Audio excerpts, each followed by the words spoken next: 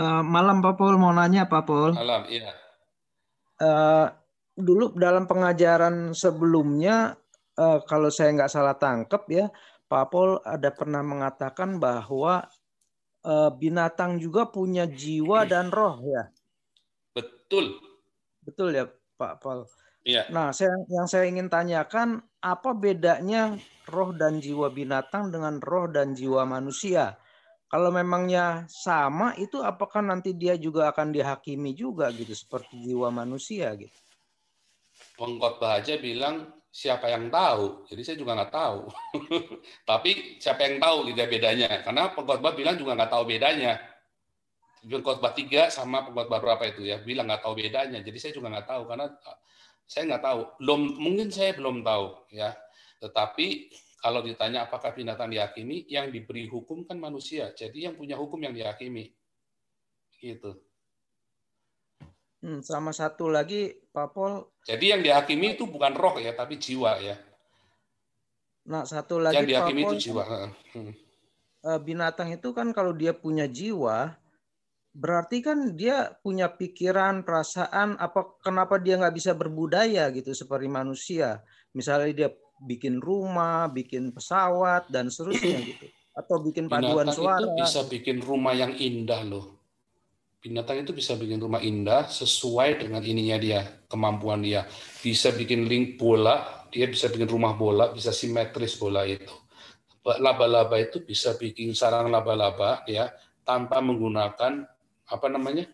Harus menggunakan garisan segala macam itu bisa terraju dengan rapi. Dan ikan-ikan ya dia bisa membangun rumahnya dia di dasar lautan itu bisa sampai sedemikian indah. Dan itu semua adalah akal budi yang ada di dalam binatang itu, jiwa yang ada di dalam itu. Binatang bisa menangis, dia bisa setia kepada binatang yang lain atau kepada manusia, setia dan lebih setia daripada manusia.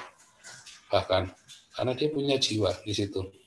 Jadi itu bukan parameter yang seperti tadi itu ya, bikin pesawat segala macam adalah intelektualitas, IQ, intelligence quotient itu beda. Ada tingkatan ya. Saya suruh bikin pesawat nggak bisa. Saya nggak bisa suruh bikin pesawat, jangankan suruh bikin pesawat, saya suruh benerin mobil aja belum tentu bisa. Tapi ada orang yang bisa, begitu. Jadi ada satu intelligence quotient-nya itu yang berbeda, nggak bisa disama-sama. Itu baru antar manusia ya, apalagi sama binatang. Ada intelligence quotient-nya, mereka bisa dalam hal ini yang kita nggak bisa. Tetapi misalnya ya binatang itu punya satu insting ya dalam posisinya, mereka bisa tangkap pergantian cuaca. Saya bisa ya karena saya dulu belajar tentang klimatologi ya. Jadi saya ngelihat awan, kalau di Eropa saya susah karena agak berbeda di sini. Kalau di Indonesia saya ngelihat awan, saya tahu ini bakal hujan. Saya cuma cium bau udaranya, oh ini mau hujan. Saya begitu lihat awan tinggi atau rendah, dari jenis kumpalannya saya tahu ini bakal hujan atau nggak bakal hujan walaupun sudah gelap. Tetapi kalau di Eropa agak berbeda, begitu ya. Nah, itu namanya adalah ada di jiwa akal budi itu dari bagaimana bisa karena dia punya jiwa gitu. Apa boleh disimpulkan bahwa mereka punya jiwa dan yang terprogram gitu, artinya dia tidak bisa melebihi apa yang sudah diprogramkan Tuhan, sehingga mereka hanya sebatas itu aja dari dahulu ya, monyet ya segitu begitu gitu aja, mereka nggak bisa berkembang seperti manusia kan. Perkembangan akal budi dan budayanya itu makin berkembang dari zaman ke zaman. Enggak, Sedangkan kan mereka itu binatang tetap berevolusi, aja begitu. mereka berevolusi juga loh. Binatang itu bisa berevolusi, artinya jiwa itu dipetakan kan, dipetakan ke dalam genetiknya dia, ke dalam tubuh biologisnya dia. Berarti kan dia berkembang, hanya berkembangnya lambat, nggak seperti manusia kan. Nah, kita nggak ngerti. Tapi yang jelas Alkitab berkata binatang punya nefes, binatang punya ruah. Manusia punya nefes, manusia punya ruah, binatang punya suhe. Rohnya itu roh Manusia dari, kalau manusia kan bagian daripada roh Tuhan. Kalau eh, apakah binatang itu bagian dari roh Tuhan atau roh ya, ciptaan begitu? dikatakan semua roh tidak ada roh yang diciptakan. Roh itu dibentuk. Kalau roh itu sama seperti air ya. Air itu ada di dalam gelas namanya air minum. Air ada dalam pel-pelan namanya air pel-pelan. Air yang ada di dalam radiator namanya air radiator. Udah simpel kan? Tapi semua dari keran yang sama. Saya lagi cerita di Jerman ya. Kalau di Indonesia minum dari keran kan nggak boleh. Tapi ada galon, ada air. Tapi kalau di Jerman ini kita air buka dari keran, tinggal taruh di gelas, taruh di pel-pelan, taruh di radiator. Maka ini namanya air minum, ini namanya air pel-pelan, ini namanya air radiator, ini namanya uh, air apa begitu kan, gitu. Jadi sama, roh itu tidak pernah diciptakan, tidak ada satu kata bara untuk roh, tapi roh itu adanya kata sebentar, yitsar, ya, yitsar, yaitu dibentuk, ya. Tapi juga bukan create, bukan pakai asah. Roh itu yitsar, dibentuk, sama seperti bentuk tanah liat, tadi sama air ya, air dalam rupa-rupa tempat, nah itu menjadi ya seperti tempatnya itu, tapi dalamnya tetap sama air, gitu. Beda dengan Tapi bara atau poyeo, air jadi anggur, itu poyeo, ya. Dari nggak ada jadi ada, itu poyeo. Ada lagi asai. Asah itu menciptakan matahari. Matahari itu diasah. Itu artinya membentuk. Itu dari sebuah proses. Asah itu mengandung sebuah proses. Ada prosesnya. Itu seperti itu. atau ciptaan yang ditiupkan roh oleh roh apa dari mulut Allah hanya kan manusia, kan binatang enggak dibilang jadi gitu. Itu yang disediakan manusia, tapi yang jelas dikatakan dalam Pengkhotbah 3, binatang sama manusia punya roh. Nah, kalau nyampe sampai ke detail itu, saya belum memikirkan sampai ke sana, belum selidiki, nanti mudah-mudahan saya bisa jawab. Tetapi sampai sekarang yang saya sampai ke satu premis di dalam Pengkhotbah 3, binatang juga punya roh. Manusia punya roh, binatang punya jiwa, manusia punya jiwa, dan tidak ada roh yang diciptakan. Belum pernah ada di Alkitab satupun ada roh diciptakan. Bahkan di dalam Zakaria 12 ayat 1, itu bukan diciptakan, tapi dari kata yitsar, membentuk. Membentuk itu sama seperti membentuk tanah liat. Tanah liat jadi segitiga, jadi kotak, jadi binatang, jadi manusia. Nah itu bentuknya saja. Tapi apakah dia benar-benar jadi manusia? Enggak, itu bentuknya manusia, bentuknya binatang, baru diberi roh. Nah itu sama, membentuk tanah liat dengan membentuk roh di dalam manusia. Nah itu sama, membentuk roh di dalam binatang. Nah itu sama seperti itu.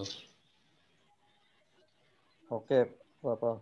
Pak, Uh, mau Kalau nanya lagi, soal Pak. kalau soal roh itu yang eh, yang dihembuskan dari Allah itu sudah dicabut karena dikatakan bahwa rohku tidak selamanya ada di dalam manusia. Karena itulah manusia usianya sudah lebih pendek. Nah, jadi jangan untuk Pak Erwan itu eh, roh yang dihembuskan oleh Allah kepada eh, Adam itu jangan disamakan dengan roh yang kita sekarang ini, itu berbeda karena saat manusia sudah jatuh di dalam dosa sudah berbeda. Itu kalau menurut saya itu. Nanti ada tambahan lagi, Yakobus 2 ayat 26, tubuh tanpa roh mati. Jadi ayatnya Kejadian 6 ayat 3 ini kita harus lihat benar-benar makna hurufiahnya secara gramatikalnya benar-benar. Apakah yang dimaksud rohku tidak akan selama-lamanya tinggal di dalam manusia? Terus apakah dikatakan terus roh itu dicabut, gitu ya? Dicabutnya bagaimana caranya?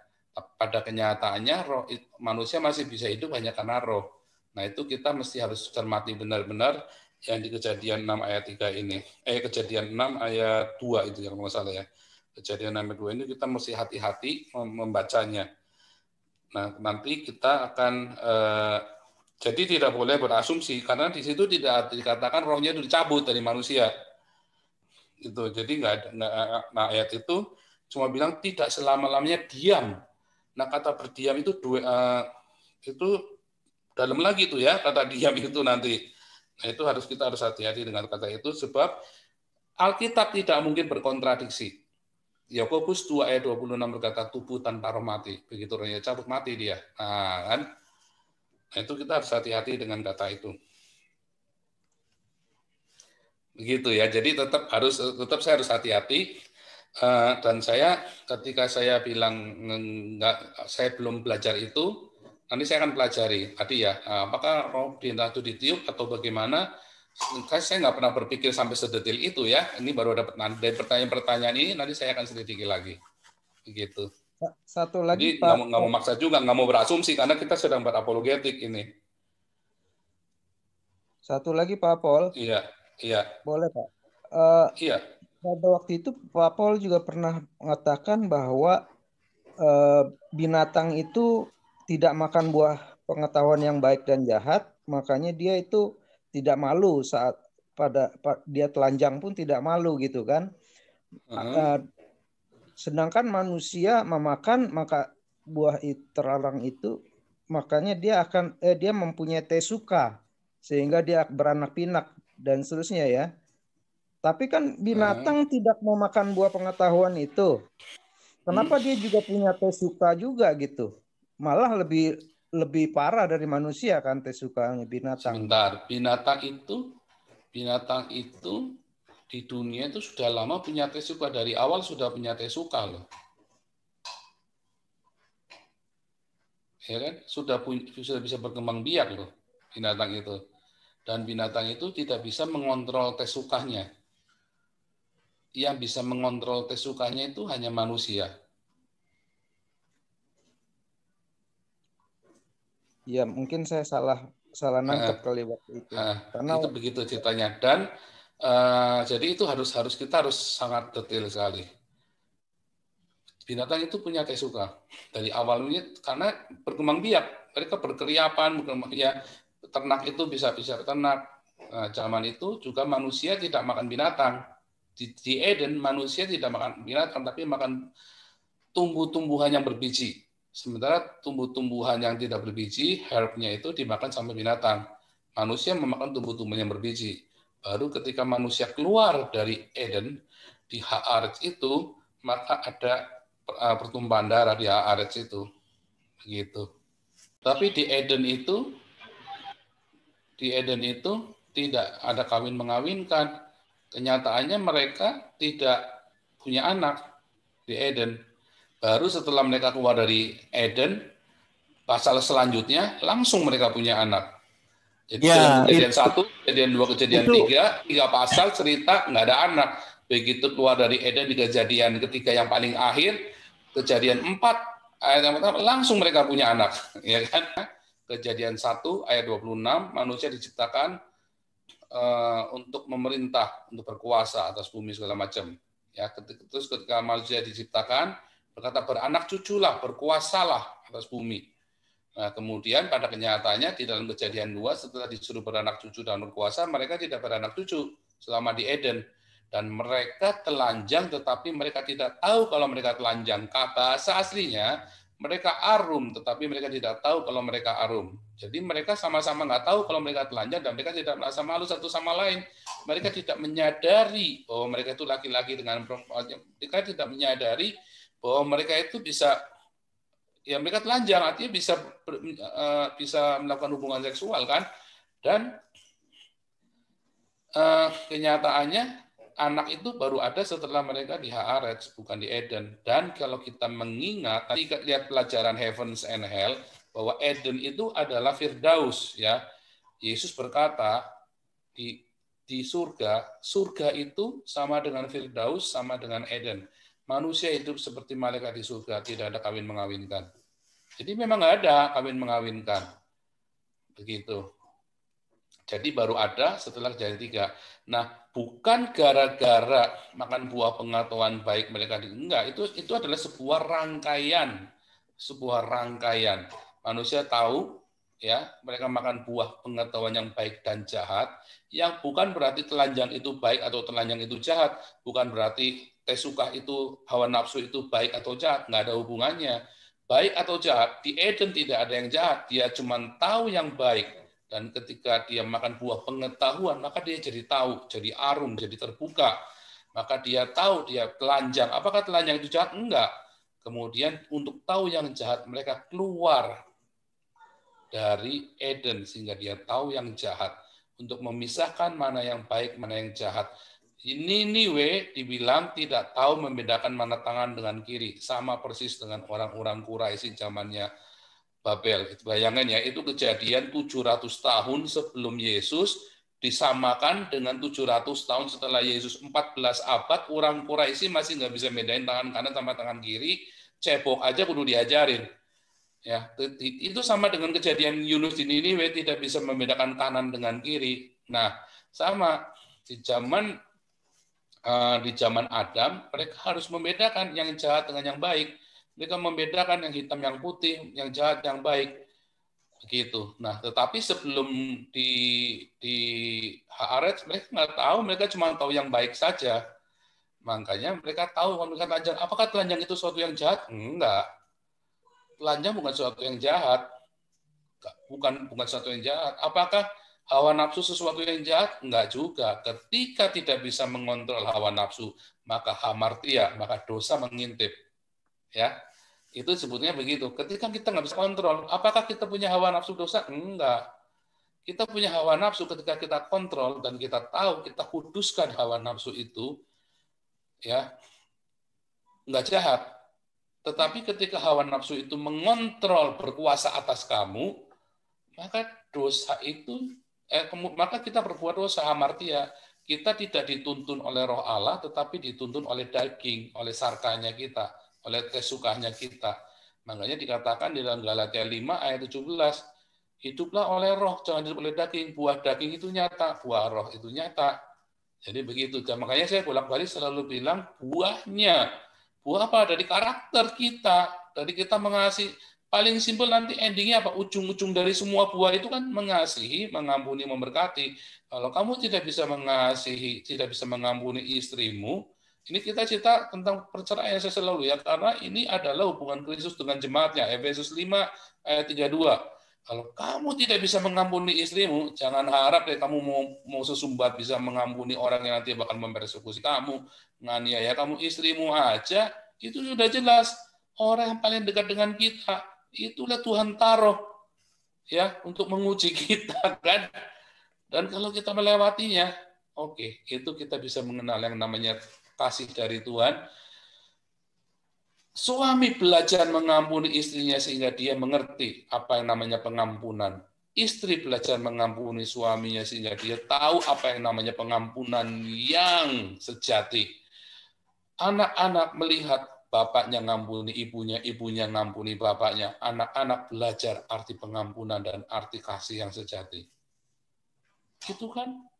Kristus dengan jemaatnya. Kalau kita yang begitu aja nggak bisa, jangan cerita Trinitas, Binitarian, Unitarian deh. Omong kosong yang Anda ceritakan semuanya. Begitu. Itu yang saya yakini. Yang itu jelas tertulis. Banyak orang berusaha memaksa saya tentang Trinitas. Saya bilang nggak bisa. Yang ini saja, yang sepele saja kalian masih karang-karang. Nah, jangan. Kalau saya lebih setuju. Makanya tadi kalau saya pikir teks ada pertanyaan yang oh iya itu belum pernah saya pikirkan. Saya bilang oh itu belum saya praktikkan. Saya akan bilang apa adanya supaya jangan saya berasumsi. Karena ketika Anda tanya sama saya, Pak ayatnya di mana? Saya harus tunjukkan. Tapi kalau saya tadi berasumsi, oh binatang ini begini-begini, itu kan katanya saya. Nah itu nggak boleh. Karena saya sudah berapologet dan disaksikan oleh orang banyak. Kecuali Anda tanya privat ke saya akan menjelaskan menurut pemikiran saya. Nah, tetapi kalau kita sedang berapologia, itu saya harus tepat persis sesuai dengan teks yang tertulis. Supaya orang nanti nangkapnya juga teks ke teks. Karena kita ngomong teks saja, orang bisa pikirnya macam-macam. Makanya jangan dipikir macam-macam teks aja deh. Supaya kita paling sama bahasa hukum kan bahasa teks. Alkitab kita adalah sebuah hukum. hukum itu dibacanya per teks. Jangan menambahkan asumsi kita. Karena asumsi orang bisa liar. Semua orang bisa berasumsi cerita, marilah kita menciptakan, marilah kita. Kita ini kan Trinitas. Iya kan kata kamu yang Trinitas. Yang kata binitarian, oh enggak. Yang katanya unitarian, oh bukan. Itu kita itu adalah Allah dengan sidang Elohim. Nah, kan bisa kan? Bisa seperti itu. Tetapi mana ada kata sidang Elohim di situ? Enggak ada. Mana ada kata Trinitas di situ? Enggak ada. Gitu loh. Jadi kita harus konsisten teks ke teks, maka kita akan terus sampai nanti saya selalu buktikan orang Islam tidak pernah bisa menang debat lawan saya ketika saya setia kepada yang teks yang tertulis. Orang Islam berusaha goyahkan saya dengan asumsi yang dia bilang balik ke teks, balik ke teks, balik ke teks. Selesai mereka. Dan mereka tidak bisa goyahkan iman saya membuktikan bahwa Alkitab salah ketika saya setia kepada teks yang tertulis. Karena Alkitab berkata, ada tertulis, ada tertulis, ada tertulis. Bahkan Paulus juga berkata, 1 Korintus 4 ayat 6, jangan melampaui apa yang tertulis. Para murid, para rasul, Yesus Kristus, Imam Farisi, setan pun, dia selalu ributnya dengan yang tertulis. Bukan yang asumsi. Begitu yang asumsi, itu kan paradosin. Ajaran paradosin. Ini yang tertulis, Yesus bilang. Ini yang tertulis. Ini yang tertulis. Begitu ya. Itu penting sekali. Saya sedang mengajarkan apa yang tertulis. Jadi dari tadi itu saya sedang lihat balik ke teks, balik ke teks, balik ke teks. Begitu.